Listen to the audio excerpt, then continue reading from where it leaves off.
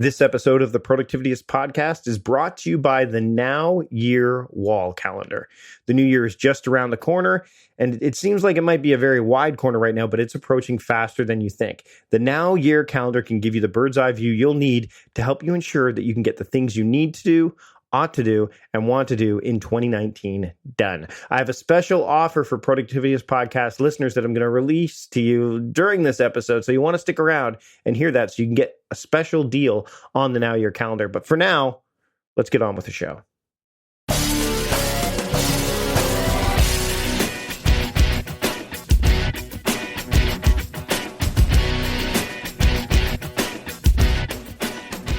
Welcome to the Productivityist podcast. I'm your host, Mike Vardy, and this week on the show, we're going to talk about the serving mindset, something I need to, and I can always get better at.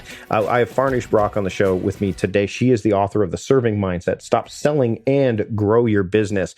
What do I mean by I need help with this? Well, I mean, I believe I serve people. I believe what I offer is valuable. This podcast is one of these things. I have coaching clients that I work with and all that stuff. But I've always had a bit of an icky feeling around selling. And I dive into this during the beginning of our discussion. And what we talk about is how to shift the mindset from going from this selling idea to stop selling to start serving. And it's a really fascinating book. I'm glad that she was able to send me a copy. I went through it, and there's lots of lessons I learned from it. There's 5 different mindsets that kind of go into the serving mindset. We talk about those. We talk about introverts and how this mindset can help them. We talk about pricing. We talk about the scaling opportunities that businesses have, products and services, how you can scale even with services, which ways you can do that, and how to kind of maybe define your avatar for clients in a completely different way. And honestly, how a serving mindset can be more productive and efficient than a selling mindset. Let's get into that conversation right now. Enough with me. Let's get to the two of us. Here's my conversation with Farnoosh Brock here on the Productivityist podcast. I'd like to welcome Farnoosh Brock to the Productivityist podcast. Farnoosh, thanks for joining me today. Mike, such a pleasure to be on your podcast. Thanks for having me on. So we were just chatting before we started recording about the fact that we have crossed paths either in person or we've just been to the same events before and either at the same time or in different years and stuff. So it's good to actually finally connect and have you on the show. Thank you. Yes, it's wonderful how our paths cross, and it feels like we've known each other, even though sometimes I have never met some of my friends, but it's just wonderful that we can connect in such capacity in the online world, you know? Yeah, exactly. And I mean, like you said, the online space allows us to kind of have a connection before we've even, necessarily met in person. And I actually find that when you meet in person, it further strengthens it. It's almost like you are a real person. You are more than your avatar kind of thing. Oh, for sure. It's like you're meeting your friends for the first time. It's a beautiful feeling. And so I am sure that we will meet again. I love Vancouver. We hope to be back there soon. In the summer, though. Yeah. Now it's kind of, I mean, at the time that we're recording this, from November to like May, it's kind of gray here. I mean, vitamin D pills are the norm here. Whereas, if you're, and that's why we're actually going to get away for part of the winter. It's just, it doesn't get snowy here though, right? It just gets rainy and with a lack of sun and stuff, it can get a little, it can put you in the wrong mindset, and that's something that you want to avoid. Now, speaking of mindset, I'm holding your new book, but to be fair, I'm also drinking a smoothie. So for breakfast. My God. So worlds are colliding here. I mean, and for those of you who are listening, and don't know who Farnoosh is, she's has a history of smoothie books that I'll link to your website, so it's going to have that stuff there. But we're going to talk about something completely different today, because this new book, The Serving Mindset, Stop Selling and Grow Your Business, is not. I would say it's a departure in terms of what you've authored, but not necessarily a departure of what you've been doing. Would that be apt? Thank you. That's so accurate. In fact, just yesterday, I was talking to Farnoosh Torabi, the personal finance expert, and she was saying something similar in that, what made you write this next book? And you're absolutely right. This is what I've been doing. And the recipe books, Juices and Smoothies, were actually more accidental, even though I'm very proud of them. So I am glad that I'm bringing the focus and attention back to where my real passion is, if you will. So first off, we've had actually the gentleman who wrote the foreword, Michael Bungay-Stanier, again, someone who we've both met. I've met him at the World Domination Summit, Yes. and he's been on the show before. I'll link to his episode in the show notes. But I want to talk to you about this idea of mindset right out of the gate, because with the work that I do, and I'm actually, it's funny, today, later on after I'm doing, today's my audio day. So it's a mindset thing for me to sit down and do all of my audio work for a very specific period of the week. And Wednesdays are my days to do that. But later today, I'm actually going to be doing a training in my city, just a small training for some freelancers. And I'm going to give them the option. Do they want to learn about mindset, or do they want to learn about method? And I want to kind of dive into the idea of mindset first with you, because I think a lot of people put the method before the mindset. And this is one of the things I think that, well, I know, having gone through the book, that you address is this idea of, before you put these methods of, and the idea of selling, because that's kind of one of, is that selling method, you've got to have the proper mindset in place, because if you don't, then the results could be, I wouldn't say they could be catastrophic, but they certainly won't be what you're looking to get, right? Yes. Well said. I like the word method. I use application or integration, but method is even better. And the thing is, Mike, I think that if the mindset doesn't come first, then the method doesn't cement, if you will, as well as it could, as it has the potential to do so, because you haven't explored your thinking.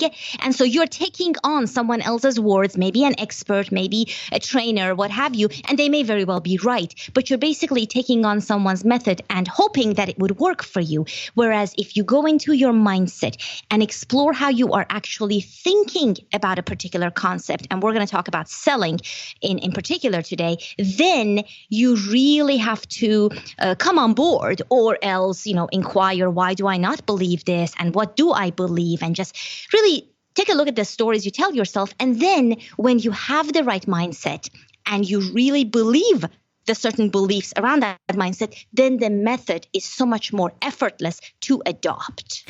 So as we're going through this interview right now, and I try to keep these things timeless, but let's face it, there's certain times of year where you get a deluge of emails that are all related to, hey, get my thing, it's on sale right now, et cetera, et cetera. Email marketing happens, especially in my business, around the late part of the calendar year, because people want you to prepare for the year to come, right? Especially when it comes to time management, productivity. Whenever I get stuff like that, and there are people out there that I see that there's almost like the same ones that come up again and again, and we don't have to name names, but I'm sure that you know exactly some of the ones that we're talking about. Those kind of things make me feel icky. And as I went through the book, there's these biases that show up that kind of make you think, that put you in the wrong frame of mind when it comes to selling. Can you start to dive into some of the things that, and we'll explore the 5 different mindsets in a little bit, but some of the myths that come up that people that keep them from putting themselves in a position to serve and put themselves in a position to actually do better when it comes to selling because of this serving mindset. Right. So if I understand your question correctly, and I know what you're talking about in terms of like people thinking they need to pitch or market to you more heavily at a certain point in time. But the idea is that, we think about selling in a way that doesn't benefit us. I mean, a lot of us are biased about selling because, like you said, it gives you that icky feeling, right? When you're the recipient of others selling to you. And when we are in business, we are the people who would be doing the selling to others. And so it's really a little bit at odds with how we want to be treated or how we want to feel. And we feel we have to compromise those values in order to run a successful business and, a profitable business, what have you. And so, am I going in the right direction? No, absolutely. Absolutely. Because Perfect. I mean, the thing is that what happens in situations like that is that it actually, when I see stuff like that, it's the same thing that happens with content too, right? Like, if someone's sending this email to me about, let's say, their new calendar product or their new, course or whatever, surely everyone is seeing this. So who am I to do that? Like that bias shows up, right? Like, yes. So all of these things kind of put you get in your own way. And I think that when you talk about these mindsets, and I definitely want to get into the idea, how do you Well, let's go into that. Like what's one of the strategies that you take to get out of your own way when these kind of ideas or myths enter your head? Okay, wonderful. So I would like to address the fact that if you feel that you are comparing yourself to others in your market, and there's no shortage of that, and the internet, thank you very much, makes it so much easier for us to compare ourselves all the time, and therefore question our own value in the marketplace. And so that's the question, that's the foundation, I think, before we even get to the serving mindset that I believe is necessary, in that you have to believe what you offer has value and can genuinely help the person you are targeting. You may not be the only one making that offer and helping that person, but you need to believe you are someone that can do that. And so if you have doubts about that, that may be a different direction we can go. But I believe that needs to be in place firmly before we talk about, okay, now let's see how you think about selling and how we can help you think in a way that actually helps you and your customers. That makes total sense. That makes total sense. And I think that imposter syndrome and all that stuff shows up. Yes. But I think one of the ways, and I want you to elaborate on this, one of the ways is you're probably, the fact that you even have this notion means you likely have evidence, either data-driven or anecdotal evidence, that should support the fact that what you're offering has value, right? Yes. And that is always very useful, especially for those of us who are more technical, we are more logical and analytical. We need the facts. So somebody telling you, well, Mike, your products are good and you are doing a great job doesn't necessarily help you come on board with, oh my God, I am really offering something valuable. But if somebody actually comes to you and says, Mike, I bought your product, it made a difference. Thank you. There is a fact. You helped someone, therefore you can help more people. So yes, the factual data is helpful, and that's why a few years in your business, doing what you're doing, finding your way, building experience can be so helpful in building that confidence and taking yourself to that next level, which hopefully we can get into with the serving mindset. So whenever I work with people about time management, they always have this idea that they don't have enough time. They don't have control over their time. Time moves on. Like they have all of these biases. All of this has kind of been ingrained in them, whether it's from the environment they're around, whether it's just from learned behavior, all that stuff. You talk about these 5 mindsets where, the first mindset is this idea of you're not selling, you're serving, like just flipping the script on that.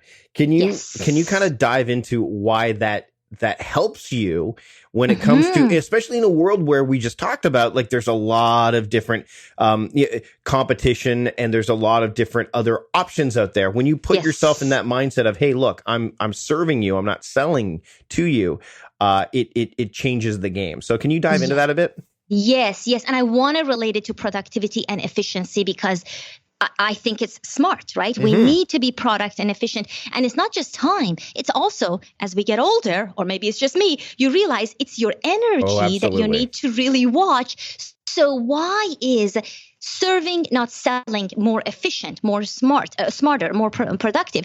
It's because I think it simplifies the whole thing. And I've experienced this firsthand, Mike, in that when I was approaching selling in my business in the traditional way, which is to market and to build my pitch and to, and there is good in that, but it wasn't working for me because it didn't make me feel really good about what I was doing. And so something wasn't quite right. And I wanted to feel really good about what I was doing and still command premium prices because I knew what I had was of value. So I needed to find a way to make this work and to align to my values. And as I adopted this serving approach and I followed some role models in the industry and decided to, it just simplifies the whole thing. It basically comes down to one question I ask myself when I enter a conversation, say a conversation with a prospect. And that question is, how can I help them? Can I help them? Am I the person to help them? Well, I realize that's 3 questions, but it's really just about whether I can be of help to this person in the capacity of their problem.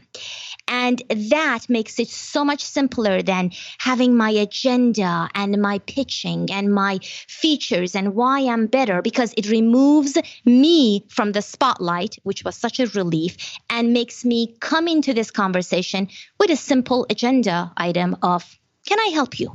But you have to do it in a framework, because if there's no framework, all of us know how to help others and we want to help them.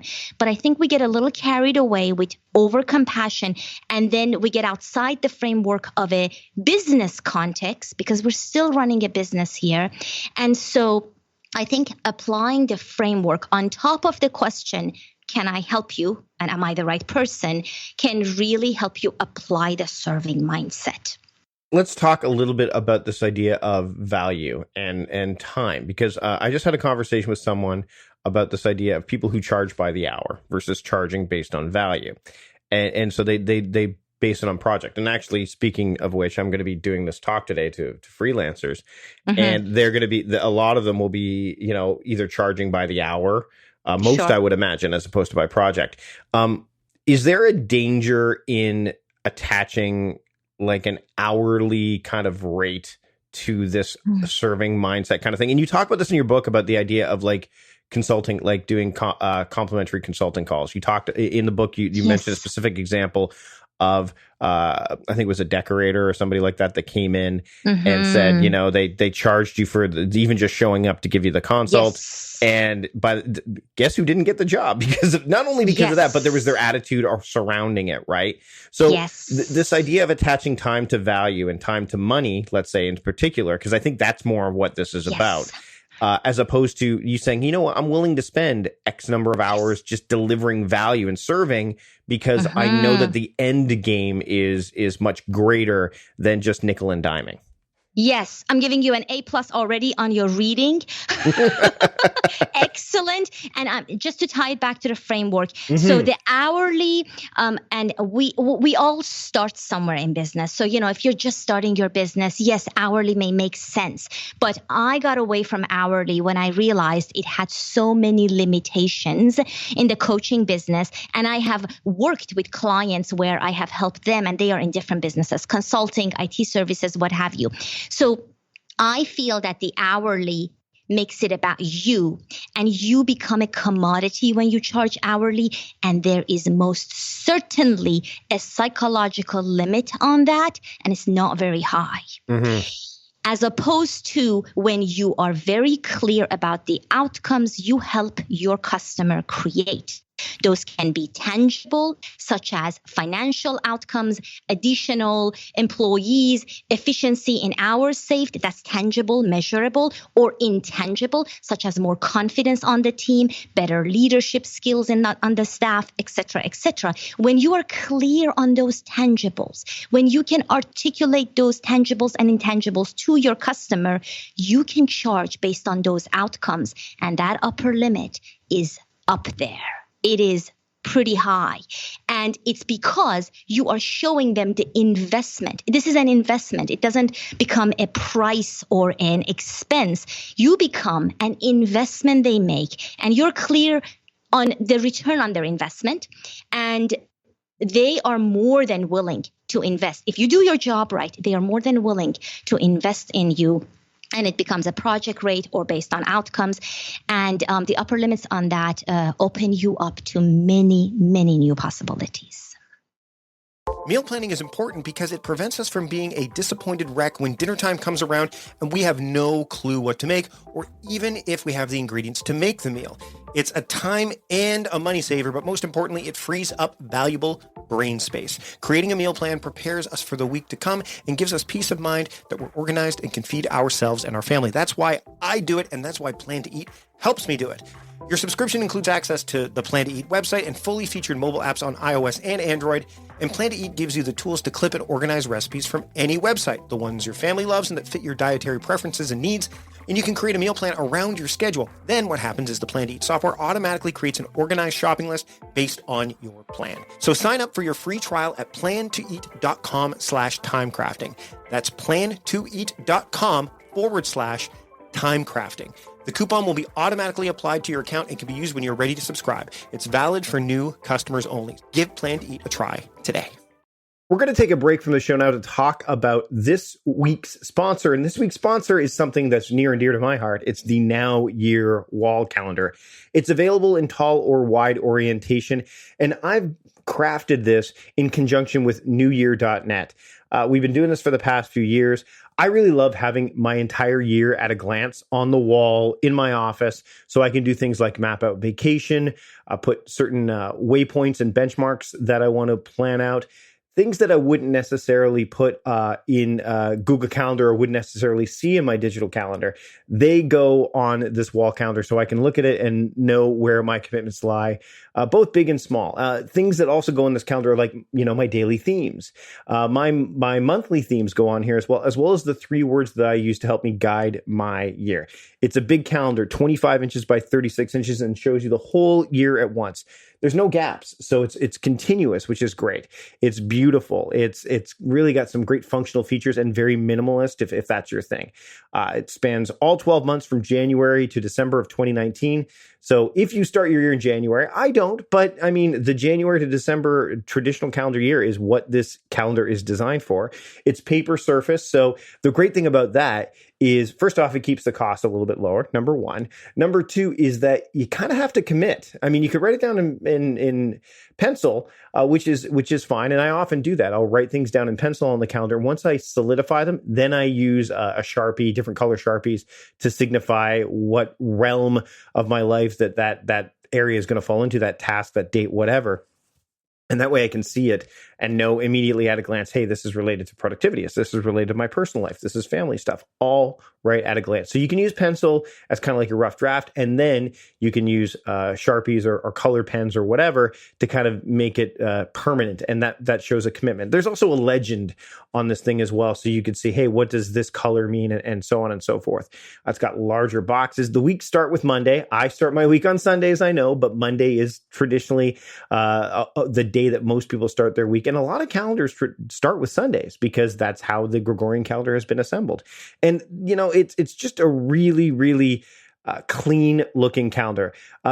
I wish I had this thing out earlier this year. We didn't really have it out as early as I wanted. So I wanted to get it out now, and I wanted to provide you with the ability to get it and put it up on your wall and start using it right away. So if you go to newyear.net/products/nowyear, now-year. So newyear.net, and that's NEUYER.net/products/now-year.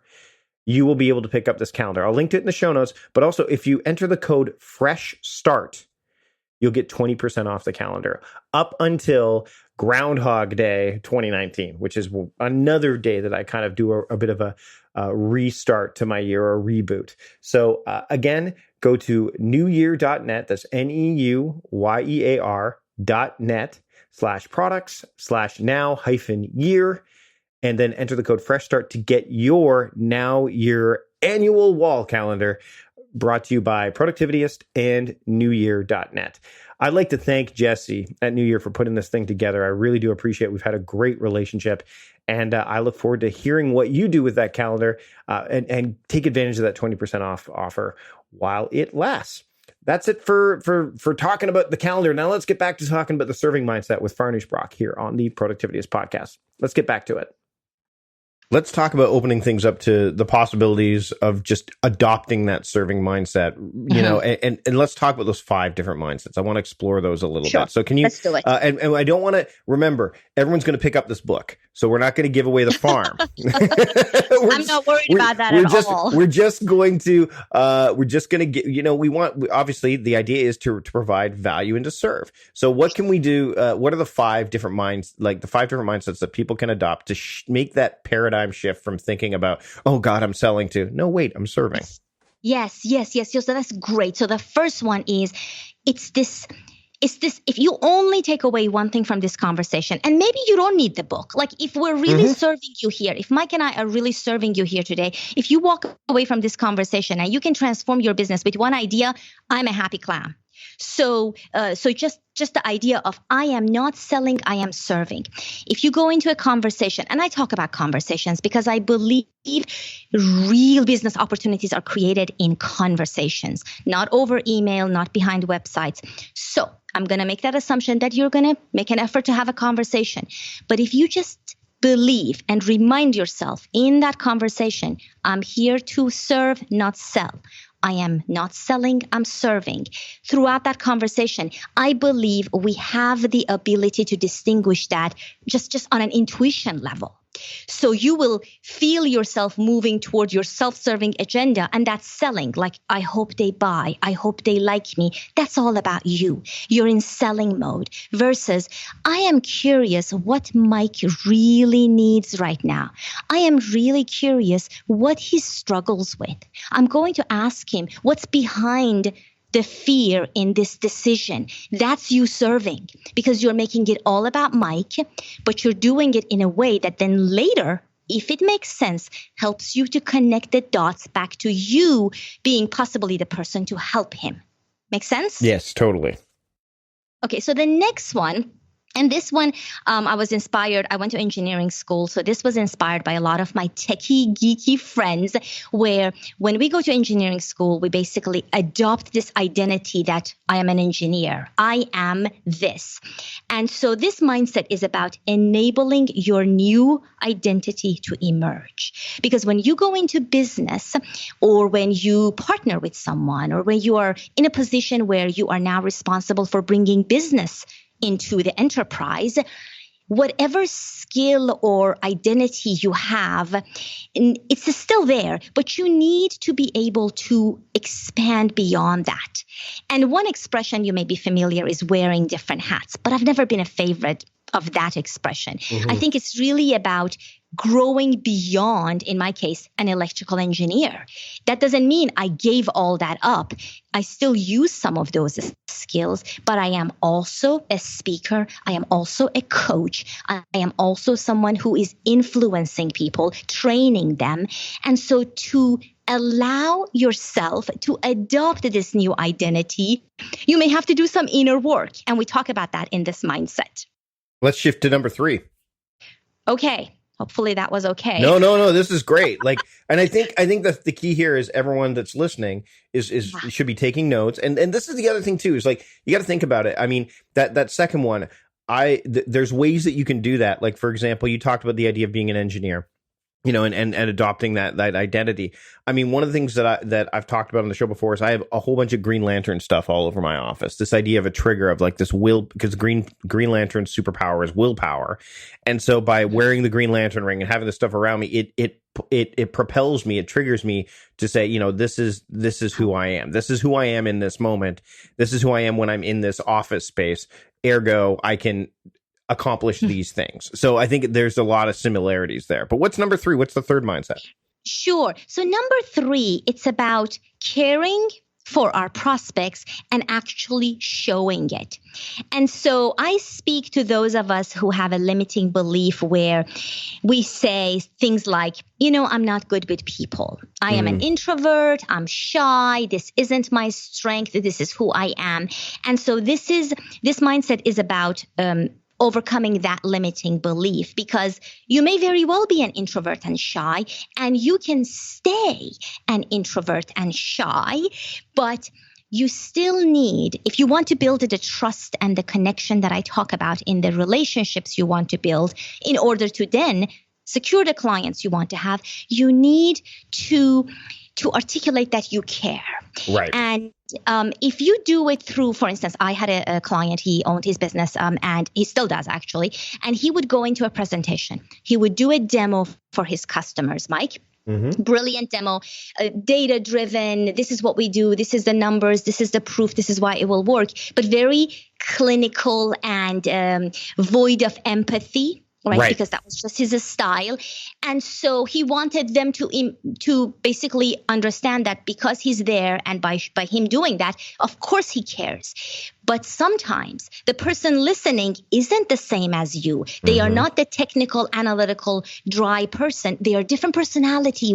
The world is full of people with different personalities. And so for you to be able to relate to that person, you may have to express some empathy. You may have to say, I want you to know that we really care about the challenge you are facing. And here is how we really hope to be able to be of some service to you.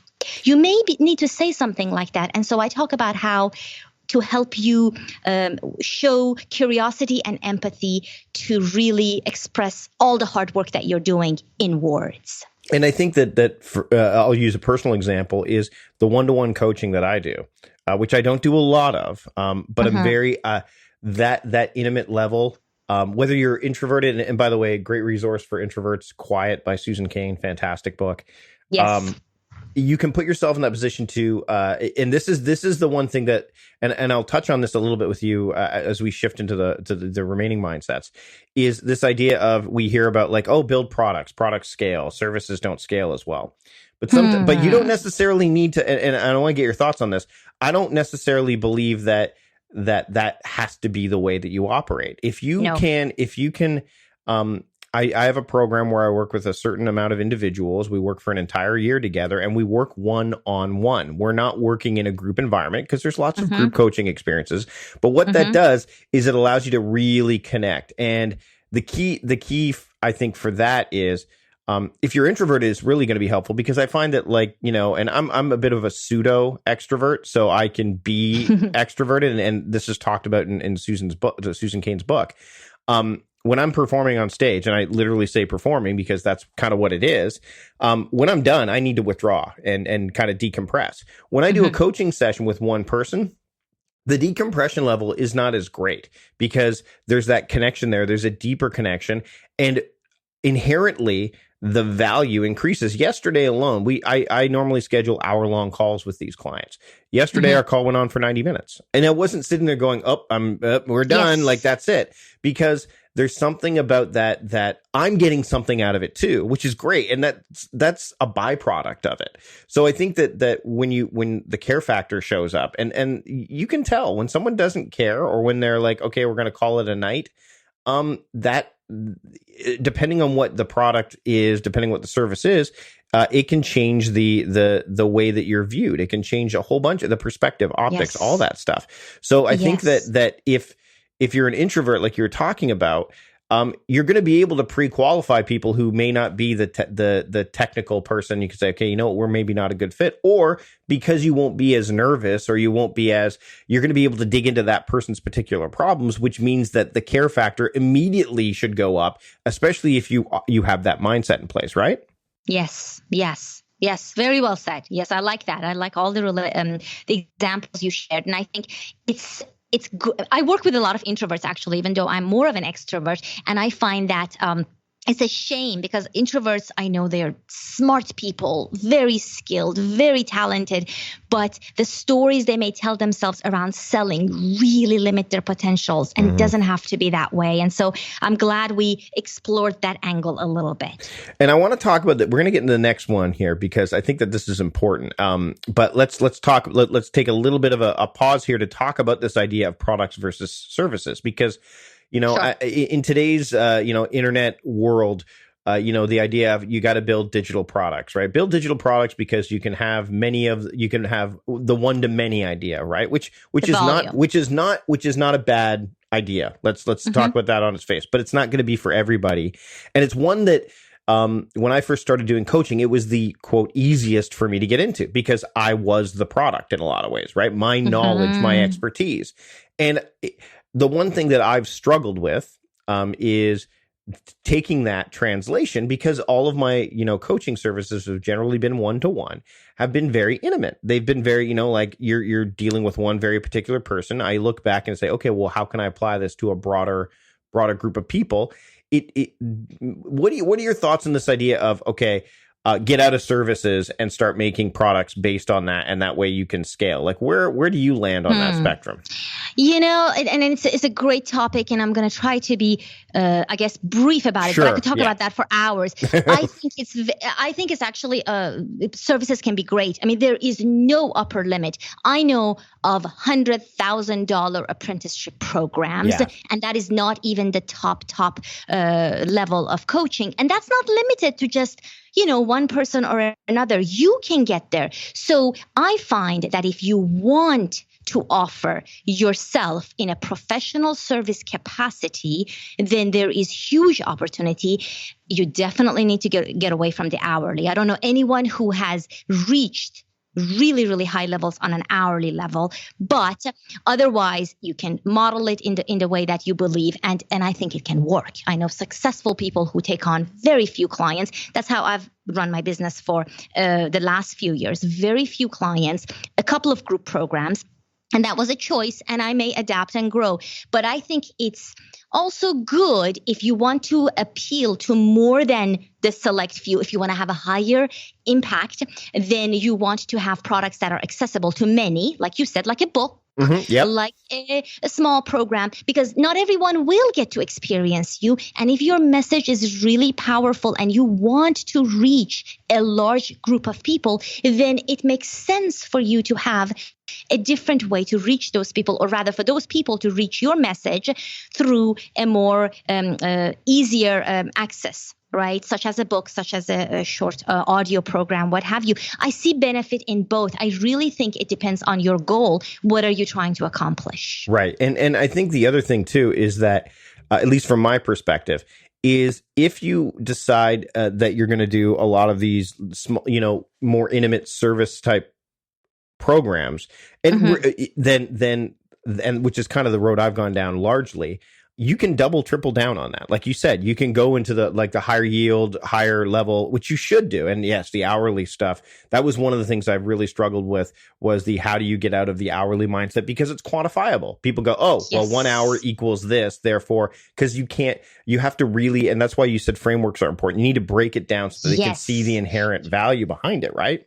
You need to educate people, because everyone thinks in terms of hourly. They expect you to do hourly. I had a client who insisted I should offer hourly anyway, and I thought that was just amusing that he was telling me how to run my business, but I entertained the idea, and it was fascinating. A lot of people think that way. But yes, you need to get away from it and educate your customers and clients as to why you do your business the way that you do.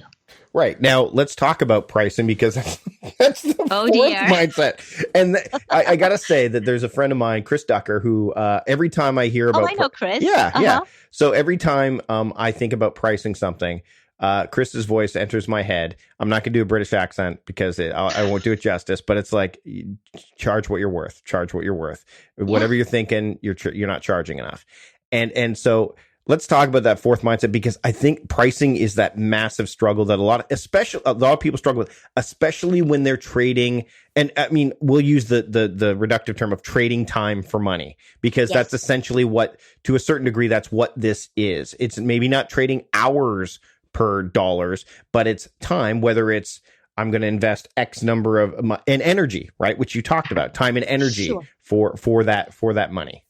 So the shift I want to offer you, the shift in perspective is that's not what you're doing. Right. You are actually trading what you are helping someone create for the investment they make in you. So they are not, this is a phrase I use if I have to go there in conversations. You know what, Mike, you're not going to be paying me for my time.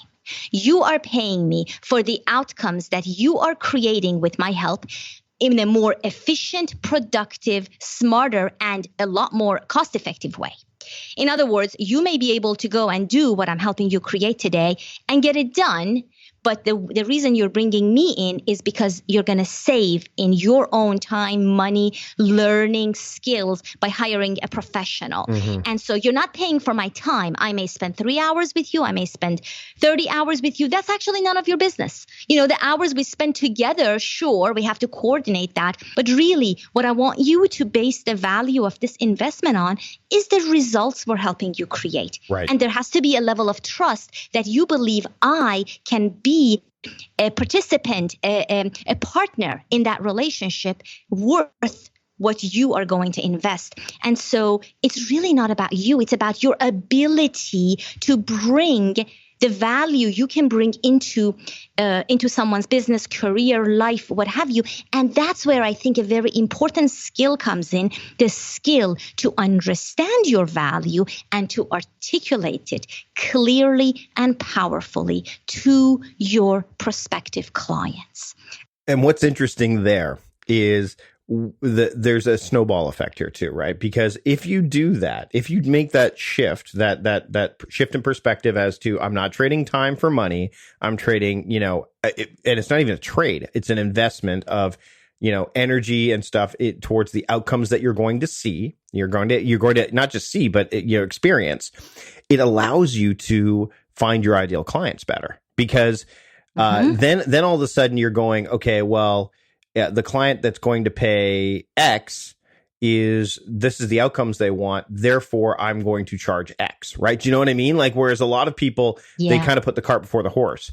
They say, which again, further to that makes you decide, okay, well, you know what? I don't want to leave these people that can't afford that high value offering in the dust, but I definitely want to have something for them. So what other product can I create that's for that avatar? And then all of a sudden, so instead of you going, what's my avatar? You're going, what do I want to offer? What am I offering? What are the outcomes I'm offering? And ergo, as a result, now I can kind of find my avatars based on that. Does that make sense? Exactly. And I even like to think, and this is for me, it was a less stressful way to think about it. It's not me finding them, it's them finding me. Right. So we create that scenario that you just described for us, and we get clear on what it is we are offering and we are creating for others, and then through the work that you do, people will find you. And it's actually very good when the right clients come to you and you're clear who isn't your client, because as you do the work that we talk about in the serving mindset, you will most certainly reject some people, and that is okay. Yeah. Now, last thing on this mindset, and this is more of a tactical choice, and I think it's you may say it's up to you. Would you put pricing on your services on your website? Yes or no? No. Okay. No, because you know what? It's not helpful because it's out of context. I mean, I would put it for my $37 10-minute invigorator program, which is brilliant, but that's a product. You don't need me to engage there. You need to make a decision without my help. But it doesn't make sense. I mean, if you're charging hourly, which is a different model, maybe, but I don't recommend that. But no, because it's out of context, it makes people price shop. I don't want to be price shopped. If you want to be price shopped, put it. Well, then you're outcome shopping. Yeah, exactly. So I just think it doesn't help you. And I've heard the arguments that are you being manipulative and you're not going to tell them what? No, it's about how it's not relevant until I've had a conversation with them. If I'm going to be if they're going to be hiring me to do some deep work, as opposed to say an hour of service, which I don't do. So again, it's the level of professional service you deliver. And if you're at the deep level we're talking about, you have got to get into a long, elaborate conversation to figure out what it is you're doing and then put a proposal on the table. Yeah, you have to frame it. And if you and a website, all it does is just present it. It's like window shopping, right? That's really all it is.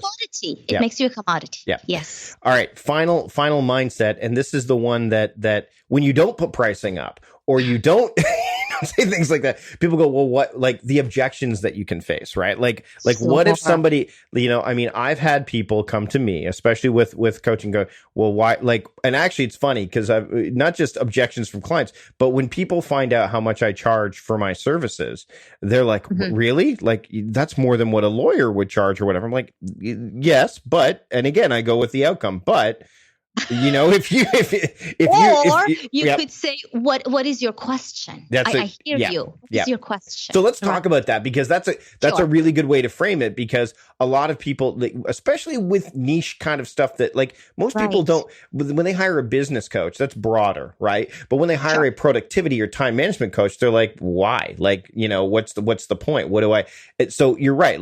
So let's talk about that fifth mindset of understanding people's objections and dealing with them, right? Sure. Sure. Yeah, it's my favorite because it is so powerful because so few of us are addressing objections.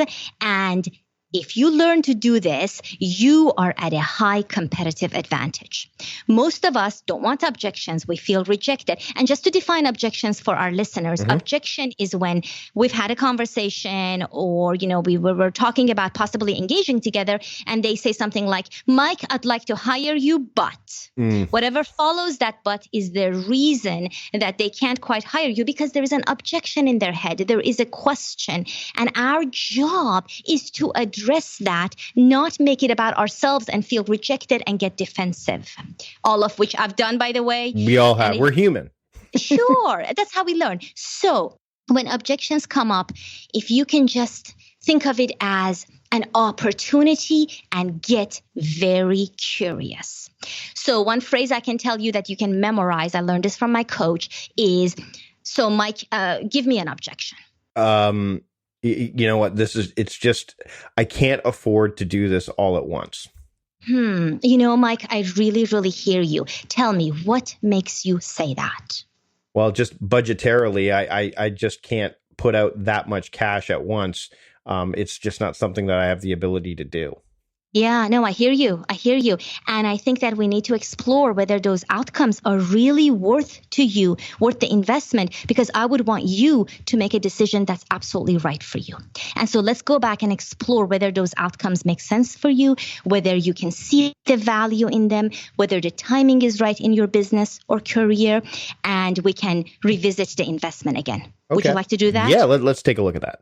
Okay, so it's just an example of how I got curious because he has a question and I want Mike to understand his own objection really well, because most people need our help in making a smart decision for themselves. How many times I can't count how many times I've found where someone opens up and they are vulnerable enough to share that they could use some help in making a decision, and they trust me to have their best interest at heart.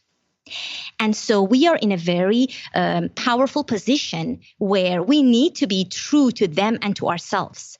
And so in that time, if I don't feel my services make sense for this person, I need to be able to turn them away, send them to someone else, offer something else.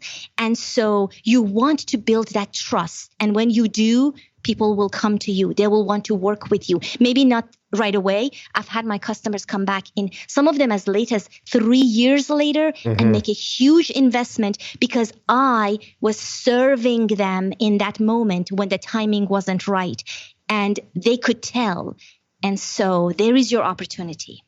And, you talk about one of the things that people need to understand. And I think that this is tricky because we live in this environment where this sales thing and selling has become so pervasive that it's not always going to be. And if you're listening to how Farnoosh was talking to me there, it's not always going to be like, oh, look, she's trying to hook him in. That's because that's something that yes. It's about. And if that conversation had continued, which it would have, it likely would have been, you said, well, you know what, Mike, if finances are an issue, but we want to get you closer, here's something that I can offer you. Here's a smaller program. But it's not about, and the thing is that if it's just not the right fit, like you said, you're going to send them in a different direction. Yeah. I think that's something we tend to, I think what we tend to do, I think everybody does this, again, we're human, is we tend to, even when we're the ones that are searching for something, some kind of service, is we're naturally in the position to make it all about ourselves. And we also can fall prey to the ego can kind of take over and go, oh, well, this person's just trying to take advantage of me. It's all in how it's framed. And I think that your book, if you were to go through this book, whether you were somebody who is trying to serve or is selling and wants to change the optics around it, or wants to just feel better about offering your services to somebody, or if you're someone who's like, you know what, I kind of want to get my head wrapped around people who sell me things and make sure that I can identify who the people are that are really selling versus the people who are really trying to serve.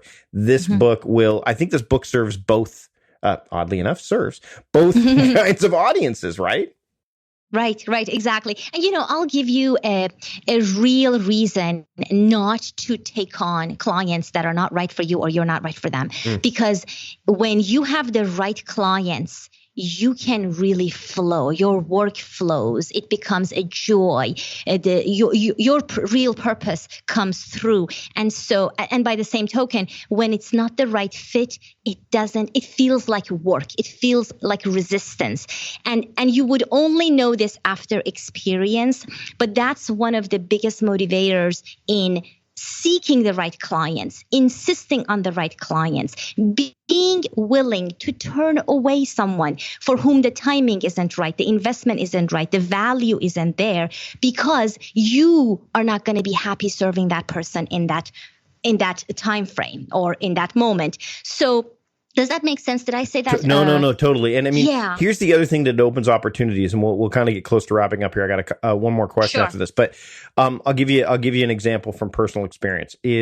I had a client who was in California, and they were the fires were happening down there. And this client, by the way, I haven't worked with in a while. And I made a point of emailing that client because I was watching the news. I'm like, oh, there's the fires happening down there. I know this person lives in that area. I'm going to drop them an email. No pretenses, no nothing. Just saying, hey, I hope you're okay. Like I see what's going on. I hope you're okay. I got an email back saying, what was going on. There's been nothing since then, but I didn't do it to see. There's a difference between going into a situation like that, going, hey, I'm going to reach out to this client and use this situation as an opportunity to re-engage and hopefully have them come back. That wasn't my intent at all.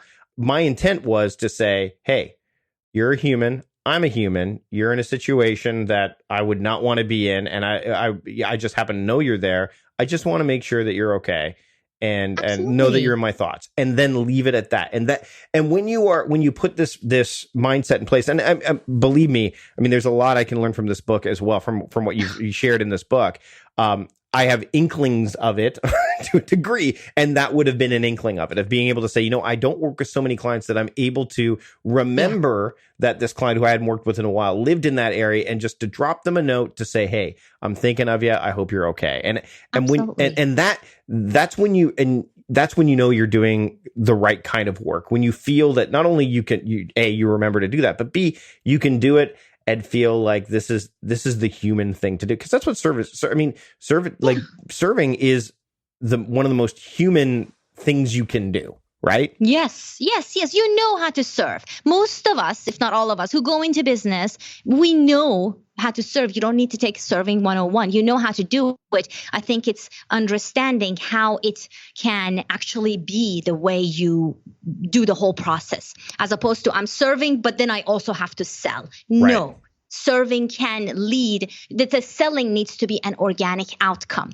And it's great that, you felt like you could express that you care about your client. I build long-term relationships with my clients, and I have to tell you, they come back because, if they need something else over the years, they tend to come back to me versus go and build a relationship with someone else, if it makes sense. And so, or they refer you. Right? Absolutely. Like there's that too, right? So, and that's the thing, is if you adopt something like this, you don't know who these people are going to be connected to, right? So, I mean, it's and that's another reason why if you adopt this mindset, if you adopt the serving mindset, you're going to be able to do things like treat everyone on the same level, so that because just as if the person who can afford your high ticket item, if that's what you have, versus the person who can buy your book, you're going to be able. I mean, you can't categorize in terms of you can't. We never put people in boxes. In fact, that's one of the things I talk about, because you would be wrong every single time, especially when it comes to the pricing. You may think this person can afford me, this person cannot. You're going to be wrong every time. Don't let them make that decision, because different people will surprise you. And it's wonderful to just treat everyone the same, with the same level of respect and serving, and let the opportunities come to you as they may. So a companion book to read with this would be Ego is the Enemy by Ryan Holiday. right? Because, okay. I haven't read it. Oh, it's great because, the ego can often be the thing that gets in the way. And I think if you read the tandem opportunity here between these two books would be great. Farnoosh, before I let you go, if someone was going to start today, they're like, you know what, I'm waiting for the book to show up, or, I'm going to go visit your site and learn about you. But what's one action that they can take today that they can start to adopt this, that they can take that'll help them to adopt this mindset or any of these 5 mindsets right out of the gate? One action they can take is, and again, I keep thinking mindset when you said action, is to educate yourself, whether it's through the Serving Mindset, my book, or other resources online, or anything else that you find. If you decide this is the way you're going to do business for yourself, educate yourself. Make it your goal to self-educate yourself on how you can bring serving into your business one day at a time. How's that? That's great. Farnoosh, this has been a great chat. Went along a little bit longer than usual, but I think this is important because I think as much as time management and productivity may not necessarily seem intrinsically linked to this, I think that, like, for example, if you follow my work, you could create, and I've actually done this with clients. I've had clients who they'll theme their time or they'll use mode-based work, and they'll say, I'm going to go into serving mode and then self-serving mode. And ironically, if you go into serving mode first, then go into self-serving mode, the self-serving stuff ends up serving anybody anyway, because you already got that mindset. So that's something to consider. And I'll probably write more about that in the future. But what I want to share with you is you can pick up the Serving Mindset, Stop Selling and Grow Your Business from where? Where can people get this, and where can they find out more about you and your work? Sure. Thank you. It's such a pleasure to speak to you, Mike. And I hope your listeners found value in our conversation. The Serving Mindset is on Amazon, Barnes & Noble, and we're hoping to get it into other specialty shops, bookstores, maybe Costco's. But for now, I think Amazon is your best bet. Awesome. Farnoosh, thanks for joining me today on the Productivityist podcast. Thank you, sir. Big thanks to Farnoosh Brock for joining me this week on the show. Of course, you can get all of the tidbits and relevant links in the show notes. Just go to productivityist.transistor.fm/220 to get all of that goodness. And also don't forget to pick up the Serving Mindset, Stop Selling and Grow Your Business. The link to get that will be in the show notes as well. Thanks for listening this week. Thanks for listening to past episodes. If you haven't, hit that subscribe button in your podcast app of choice, whether that's Apple Podcasts or Stitcher or wherever you're listening to this, because I want to get more people listening to this show. I've had some great guests in the past, and I've got more great guests coming up. You can do that, of course, by just subscribing to the show, and that way you don't miss a single episode. And if you like this episode or you like what you've heard on past episodes, then you can leave a rating or review in wherever you're listening to podcasts. It helps me make the show better. It helps my producer, John Polstra, who I'd like to thank once again for helping put the show together. It helps him because then we talk about the stuff and then we make the show better. And it's just a win-win all the way around. And if you leave a review, it gives us even more context to go by. So ratings and reviews are always appreciated. That's it for this week. Thanks so much for joining me on the Productivityist podcast. I'm your host, Mike Vardy, reminding you to stop guessing and start going.